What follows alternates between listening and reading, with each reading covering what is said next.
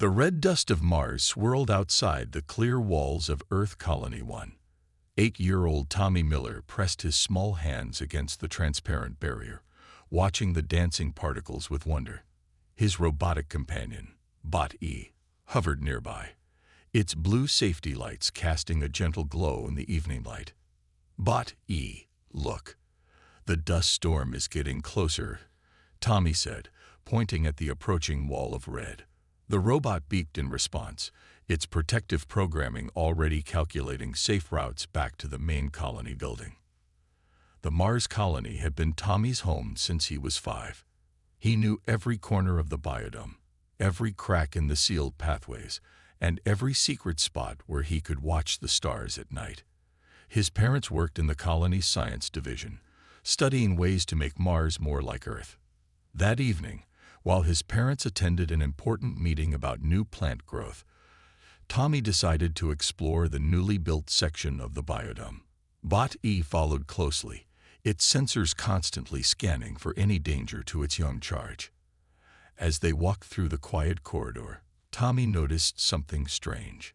Through the thick walls of the biodome, he saw lights that shouldn't be there. They weren't the usual red warning lights or the white pathway markers. These lights were purple and seemed to float in the Martian air. Bot E, what are those? Tommy asked, pressing his face against the clear wall.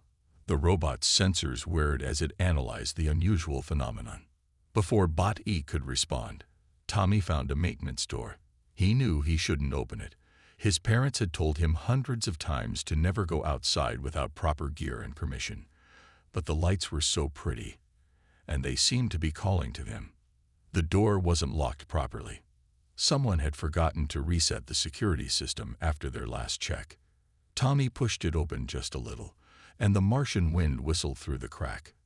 His protective suit automatically activated, a safety feature all colony children had built into their clothes.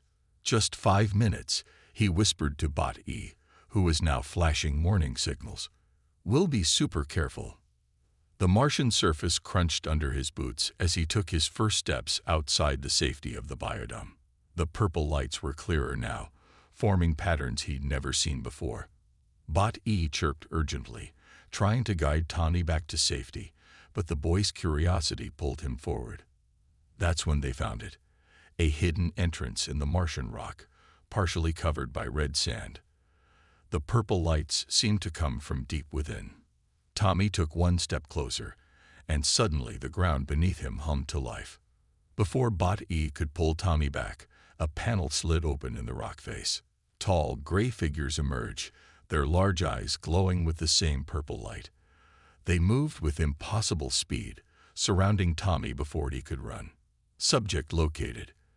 Containment required, one of them said in a voice that hurt Tommy's ears. Bot E launched itself at the figures, its protective protocols activating emergency defense measures, but a wave of purple energy knocked it aside. Tommy tried to scream, but no sound came out. The gray figures reached for him with long, thin fingers. He felt a sharp pain in his neck, and the world began to spin. The last thing Tommy saw was Bot E, damaged but still trying to reach him, sending out an emergency signal to the colony. Then everything went dark. 3 hours later, the colony's search team found Tommy lying in the red sand, his protective suit damaged and strange marks covering his small body. Bot E lay nearby, its systems barely functioning but its memory banks intact, recording everything that had happened. As medical teams rushed Tommy to the emergency unit, Bot E's recordings were already being transmitted to Earth. The images of the gray figures and their hidden facility sparked immediate action from the United Earth Defense Council. Humanity had long debated whether they were alone in the universe. Now they had their answer, but it came at a terrible price. As Tommy fought for his life in the medical bay, the first waves of fury began to build on Earth. Someone had hurt a human child, and that was something humanity would never, ever forgive. The United Earth Defense Council chamber had never been so quiet. On the main screen, the images from Bot E's damaged memory banks played in a loop. The gray figures, their purple lights, And little Tommy's collapse repeated over and over as 50 of Earth's most powerful leaders watched in stunned silence. Admiral James Walker stood at the podium, his hands gripping its edges until his knuckles turned white. 10 years ago, he had lost his own daughter in a space mining accident. Now, watching Tommy's small body fall to the red Martian sand brought back all that pain. "Ladies and gentlemen," he said, his voice steady despite his anger, "what you're seeing is first contact. Not the way we hoped for it, but the way we got it. These beams chose to hurt a child. Our child." The room erupted in angry voices. Representatives from every major nation demanded immediate action. The Chinese delegate wanted to launch their new battle fleet. The Russian representative called for immediate military mobilization. The African Union proposed a full evacuation of all space colonies. Then, something unexpected happened. A signal came through on all Earth's communication channels. The gray beings were calling. On the main screen, a tall gray figure appeared. Its large purple eyes seemed to look down on the human leaders with what could only be described as boredom. "Your species is overreacting," it said in perfect English. "The young specimen was contaminating our research site. We simply removed it from the area." Admiral Walker stepped forward. "That specimen is a boy named Tommy Miller. He's 8 years old and fighting for his life." The gray being tilted its head. "Your emotional attachment to offspring is noted but irrelevant. We are the Greys, and we have studied countless species across the galaxy. Your kind is still primitive, ruled by feelings rather than logic." Reports started flooding in from other colonies. Similar hidden facilities had been found on the Moon, on Europa, and even in Earth's deep oceans. The Greys had been watching, testing, and experimenting for years. "You will cease your operations immediately," Walker demanded.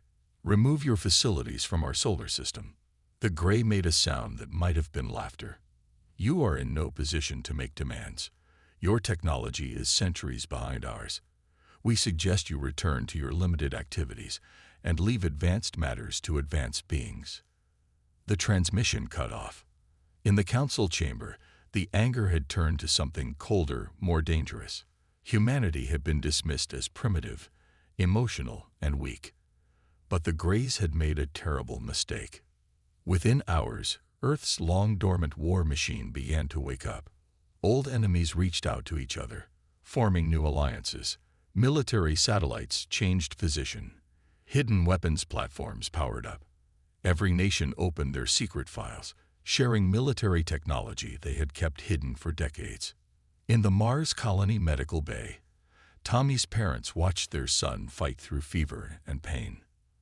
The strange marks on his body glowed purple, providing Earth scientists with their first clues about Gray technology. Admiral Walker stood in his command center, watching the global military buildup on his screens. Beside him, Bot E's damaged frame was being studied by Earth's best engineers. The little robot's sacrifice to protect Tommy would not be forgotten. "Send word to all commands," Walker ordered. "Operation Child's Shield is now active. And get me the medical data from Mars, every scan, every test result. If they think we're primitive, let's show them what primitive creatures do when their young are threatened." The message spread across Earth and to every human colony. Humanity was going to war. The Greys thought humans were ruled by emotion rather than logic. Soon they would learn that human emotion, especially rage, could fuel the most logical and devastating response they had ever seen. Deep beneath the Rocky Mountains, in a facility that officially didn't exist, Admiral Walker watched as the world prepared for war. Massive screens covered every wall, showing military bases springing to life across Earth. In orbit, hundreds of weather satellites revealed their true nature as weapon platforms. "Sir, the medical report from Mars just arrived," his aide said, placing a tablet on his desk. The strange purple marks on Tommy's body had given Earth scientists their first real advantage. Every wound, every cell changed by Gray technology, provided new information. "How's the boy doing?" Walker asked, not looking up from the data. "Better, sir. The fever broke this morning." Doctors say he's starting to heal. But the aide paused. He hasn't spoken since the incident. Walker nodded grimly. On his main screen, a video feed showed massive underground factories roaring to life. For 50 years, Earth's nations had pretended to be less advanced than they really were. Old rivals had secretly worked together, building weapons and ships that no one was supposed to know about. In Japan, giant mechanical suits, officially labeled as construction equipment, were being loaded onto massive ships. Russian icebreakers shed their civilian covers, revealing missile launchers and energy weapons. The African Union's solar farms transformed into launch sites for spacecraft that shouldn't have existed. The Greys intercepted our latest satellite launch, a general reported during a morning briefing. They sent another message. They're still not taking us seriously. The alien transmission played on the main screen. The Grey spokesperson looked even more bored than before. Your primitive attempts at military preparation are noted. We suggest you reconsider this wasteful display of emotion. Walker smiled for the first time in days. The Greys had no idea what was coming. In orbit around Jupiter, hidden in the planet's powerful magnetic field, humanity's real fleet waited, ships that had been built in secret by all of Earth's nations working together. While the world fought fake wars and pretended to be divided, they had prepared for this moment. Status report on Project Bot E, Walker asked. A scientist stepped forward. We've copied the defensive protocols from Tommy's robotic companion into our combat systems. The little robot's sacrifice gave us the base code for shields that can stand up to Grey energy weapons. The medical data from Tommy's injuries had revealed something else too. The Greys weren't as advanced as they claimed. Their technology was impressive, but it was stagnant. They hadn't needed to improve it for centuries because no one had ever fought back. In weapons labs across Earth, scientists worked day and night. They combined the new discoveries about Grey technology with humanity's talent for warfare. Every hour brought new breakthroughs. Sir, his aide called out, the Chinese-American fleet just reported in. Their ships are ready. The European Union has finished upgrading their defense grid. India and Pakistan have completed loading their joint strike force. Walker looked at the latest pictures from Mars. Tommy had managed to sit up in bed today. The boy still wouldn't speak, but he had drawn a picture, Earth's flag with a simple message, make them stop. Send the order, Walker commanded. All forces begin final preparations, and get me a line to the Mars colony. I want to tell Tommy's parents personally what we're about to do. On every screen, humanity's real power became visible. Ships, weapons, and soldiers that no one knew existed moved into position. The Greys thought they were dealing with a primitive species driven by emotion. They were half right. Humanity was driven by emotion. The pure, focused rage of a species that had just discovered someone had hurt their children. And humanity had never been primitive. They had just been patient, preparing for the day they would need to fight. That day had finally come. Operation Child's Shield began at dawn. The Greys never saw it coming. Their sensors detected nothing as Earth's hidden fleet slipped through the gaps in their defense network. The aliens had grown too confident, too sure of their superiority to watch for the impossible. Admiral Walker stood on the bridge of the EDS Protector, Earth's most advanced warship. Its systems were based on the same protective protocols that Tommy's Bot E had used to defend the boy. But now, instead of a small robot trying to save one child, humanity had built machines to protect all their children. First target in range, his weapons officer reported. It's their main research facility on Europa. The Greys had hidden their base under the moon's ice, thinking no one could find it. They didn't know that every hurt child in their facilities had left traces that led straight to their doors. Tommy's glowing wounds had taught humanity how to track Grey technology. All ships, weapons free, Walker ordered. Show them what primitive looks like. The first shots caught the Greys completely by surprise. Earth's ships fired weapons that shouldn't have existed. Beams of energy, copied from studying Tommy's injuries, but made 1,000 times stronger, cut through the ice of Europa. The Gray base never had a chance to raise its shields. Inside the facility, human strike teams found proof of everything the Grays had done.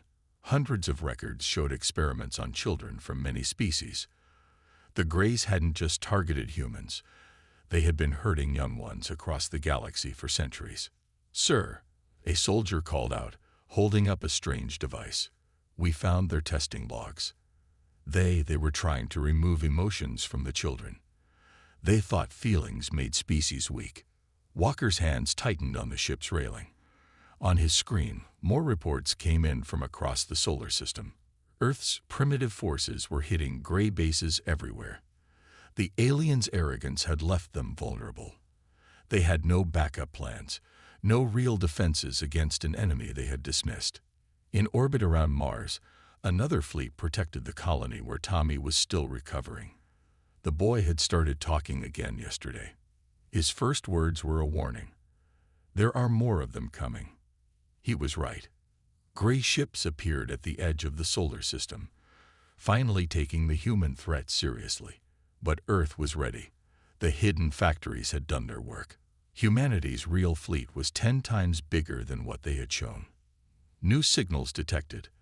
The communication officer announced, "Sir, we're being contacted by other species. They're offering to help." The main screen lit up with messages from across the galaxy.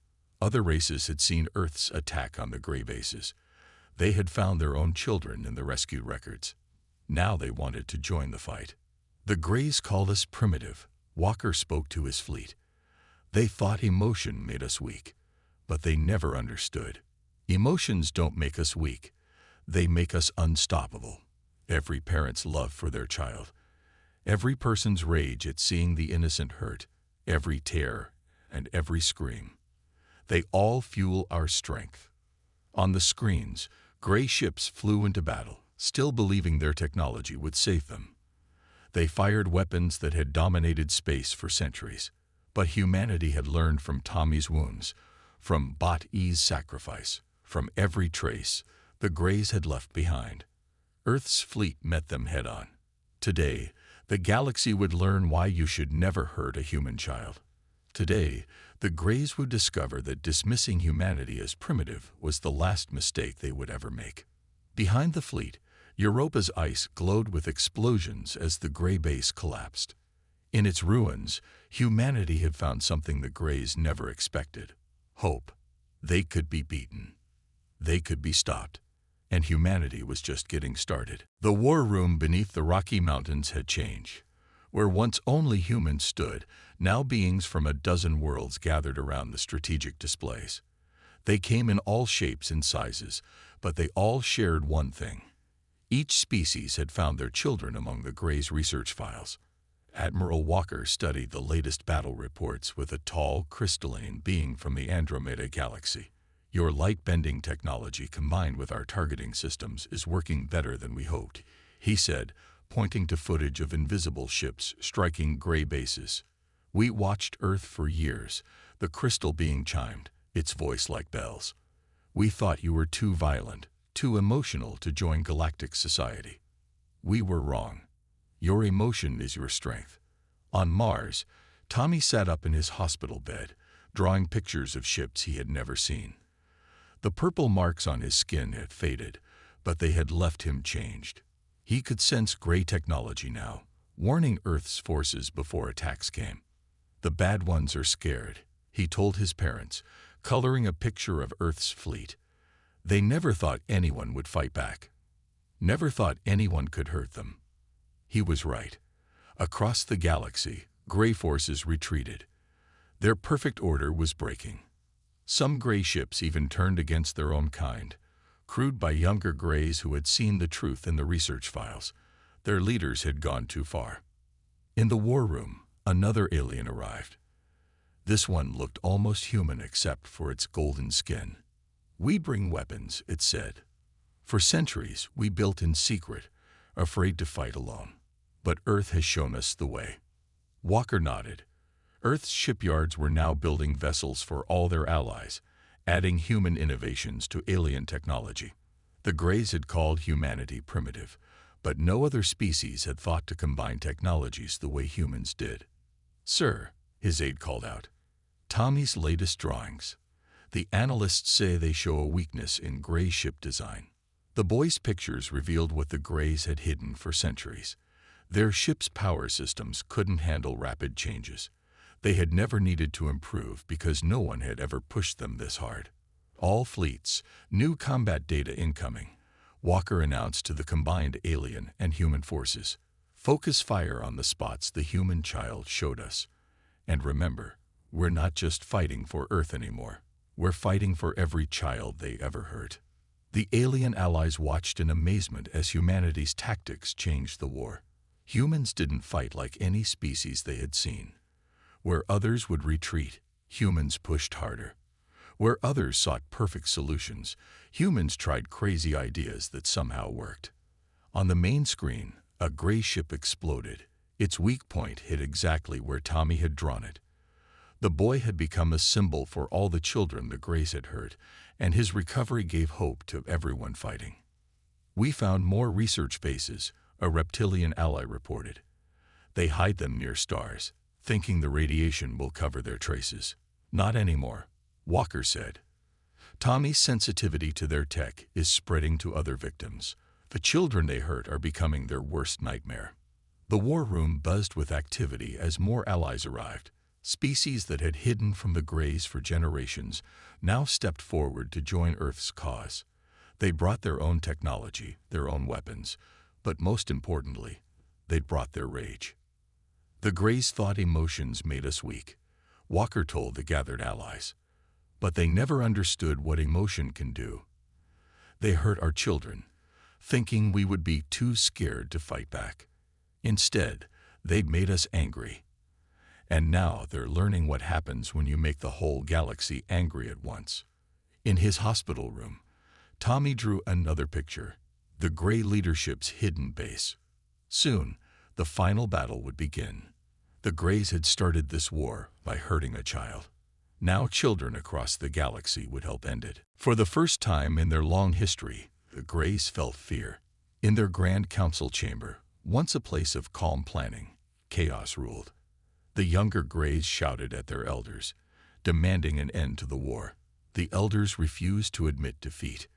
"We cannot lose to primitive beings," the Grey leader shouted, his purple eyes flashing with rage.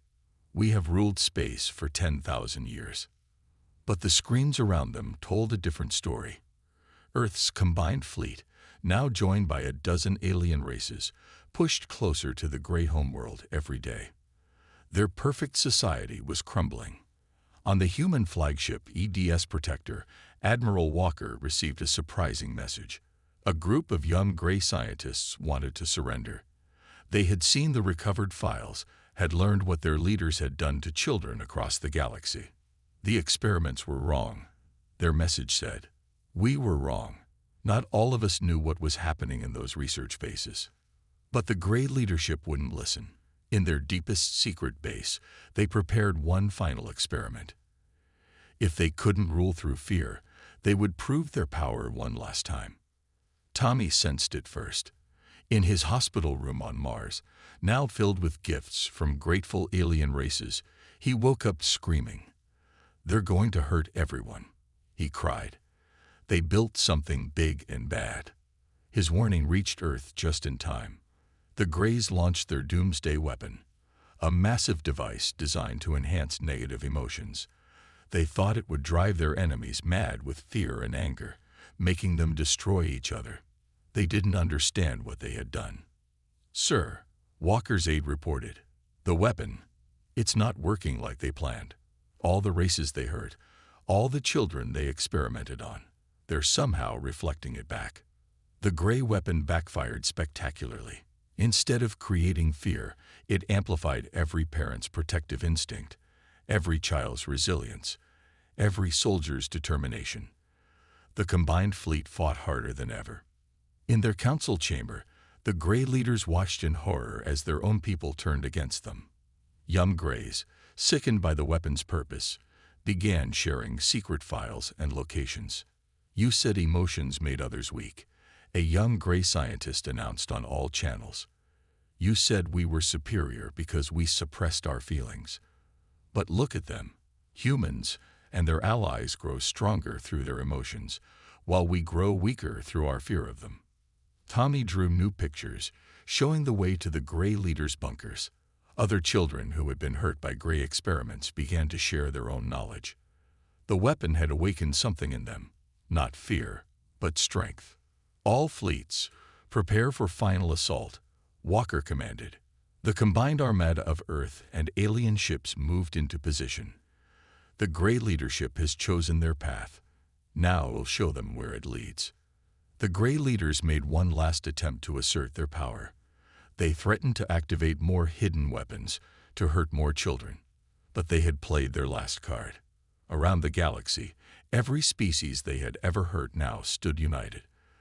The Greys had spent centuries making enemies, never thinking those enemies would find each other, never thinking they would all stand together. In their mighty council chamber, now empty except for the most devoted leaders, the main screen showed the approaching fleet. Leading it was a small ship, piloted by recovered victims of Gray experiments.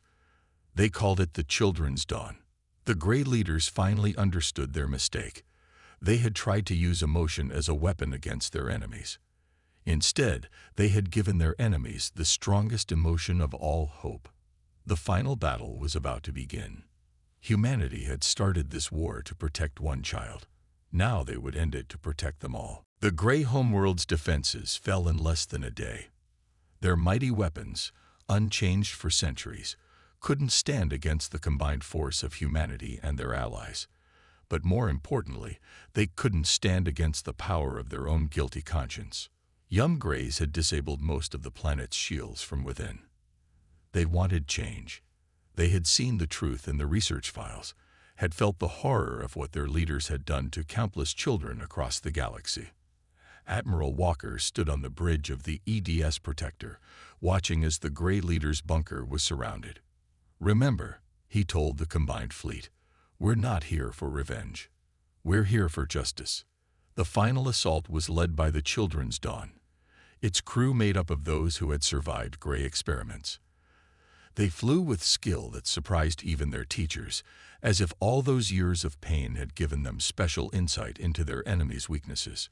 In his hospital room on Mars, Tommy sat with children from a dozen different species. They all shared the same purple marks, the same haunted looks. But today, those looks changed to joy as they watched the Gray leaders surrender. "They won't hurt anyone else now," Tommy said, his voice stronger than it had been since the attack. The other children nodded, their various forms of communication all expressing the same relief. The Gray leaders were brought to Earth for trial. They walked in chains through the United Earth Defense Council chamber where their arrogant messages had once played. But this time, they couldn't pretend to be superior. "We were wrong," the head Gray leader admitted, speaking to representatives from every herd species. "We thought emotion made you weak. We thought our logic made us strong. We never understood that your emotions were your strength." The trial was broadcast across the galaxy. Every species the Greys had hurt got to speak. Parents showed pictures of their injured children. Survivors told their stories. The Gray leaders heard every word, forced to face the consequences of their actions. But humanity surprised everyone with their sentence. Instead of punishment, they chose rehabilitation. The Gray leaders would spend their lives helping to heal the damage they had caused, working under the supervision of those they had once hurt. "Because that's what makes us different from you," Walker told them. "We don't experiment on those we think are beneath us. We help them rise." A new organization was formed, the Galactic Children's Rights Council. Its first headquarters was built on Mars, near the colony where Tommy had first encountered the Greys. Tommy himself, now recovering fully, became its youngest advisor. 10 years later, a teenage Tommy stood at a podium in the council chamber. Behind him, reformed Greys worked alongside humans and other species, all focused on protecting the galaxy's children. The purple marks on his skin had faded to barely visible scars. "We could have answered cruelty with cruelty," he told the gathered representatives. "We could have let our rage consume us. Instead, we chose to be better. We showed the galaxy that humanity's greatest strength isn't our technology or our weapons. It's our ability to feel deeply, to care completely, and to forgive when change is true. In orbit above Mars, the Children's Dawn had become a museum. Bot E, fully repaired, guided visitors through its halls, telling the story of how one child's pain had led to the galaxy's healing. Admiral Walker, now retired, walked through the Mars colony where it all began. The place where the Greys had hidden was now a park where children from all species played together. Even young Greys, raised with emotions instead of cold logic, joined in the games. Was it worth it? A reporter once asked him, pointing at the massive changes in the galaxy. Walker watched Tommy leading a group of alien children on a tour of the park. The boy who had once been hurt by the Greys now helped their children learn to feel. Every bit of it, Walker answered. Because that's what humanity does. We protect our children. And now we protect everyone's children. The ghost of purple lights still danced sometimes in the Martian sky, but they weren't scary anymore. They were a reminder that even the darkest moments could lead to light, if you were brave enough to fight for what was right.